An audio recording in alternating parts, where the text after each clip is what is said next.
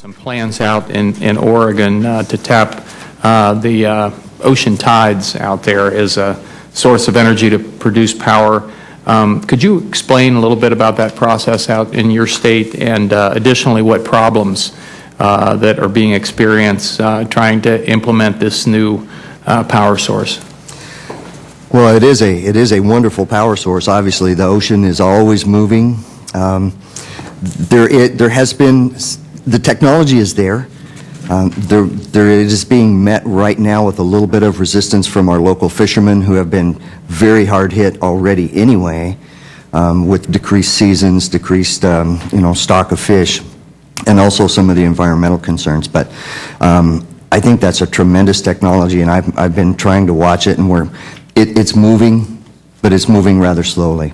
Are you aware if it's being done anywhere else, either in the United States or around the world, successfully at this point? I understand there are a couple of systems in New York.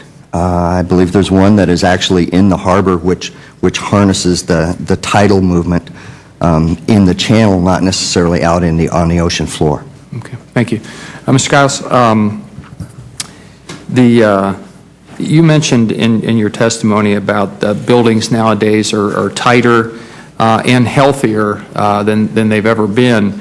And some years ago, that would have been an oxymoron, and I was just wondering if you could touch a little bit on the improvements that have been made in that area to make that possible. Mr. Chabot, we've seen a number of improvements that have occurred over the last, I would say, 5 to 10 years, mostly in the realm of code improvements. First place and most efficiently as any building is you have to build a good envelope. The very shell of the building is highly important. If you don't build that well, then we're going to have some problems there. And we always chuckle a little bit in our office when you go back and you think of the energy crunch of the 70s, where people coming out of that said, we built really tight houses and now people are getting sick because you can't breathe them. And we go in and we test those houses now, and we find out that they're not quite as tight as we thought they were. So we find that testing is a big important part of determining just where we're at with our buildings. But improved envelopes is certainly a big component of what's been going on. And probably the next major one is where we use most of our electricity goes toward, is heating and cooling the buildings. And improvements in efficiencies in those technologies have been very tremendous over the last 10 to 15 years. Manufacturers around the world, and specifically here in the U.S., have sunk billions of dollars into research and development into technologies that are substantially more efficient than they are today. So we've seen those areas. And then we get into the areas of water conservation and domestic hot water heating. Again, we use a tremendous amount of energy to heat our water in this country. And again, those technologies have improved substantially as well. So all of that taking in combination provides us with opportunities today as we construct new buildings to make them substantially more efficient than the ones that we currently live and work in.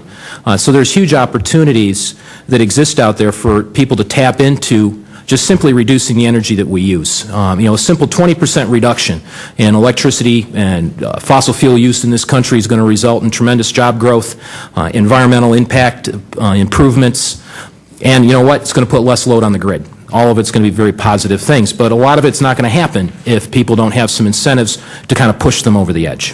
Thank you very much.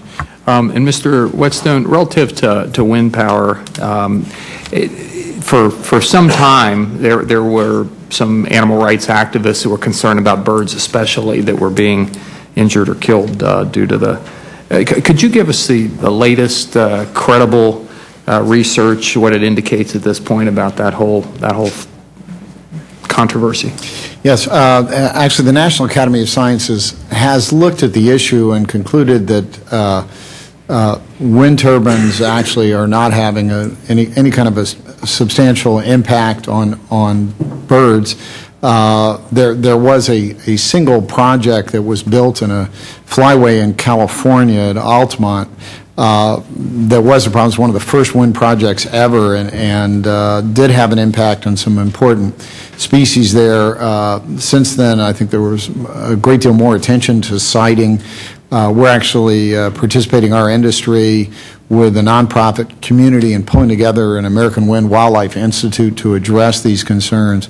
But the NAS concluded that wind turbines have less than 1,000th of the impact of house cats in terms of impacts on birds, and less than 10,000th of buildings. That they just simply fly into buildings. So, it's not something we take lightly, but we do feel like there is not a serious impact on birds at this time, as long as we're careful in siting. And the turbines have been redesigned so that it doesn't have a trestle cross piece for the birds to perch on, which was the case at Altamont. There are these solid poles now. So, and the blades are much bigger, so that it's a little easier. They're not these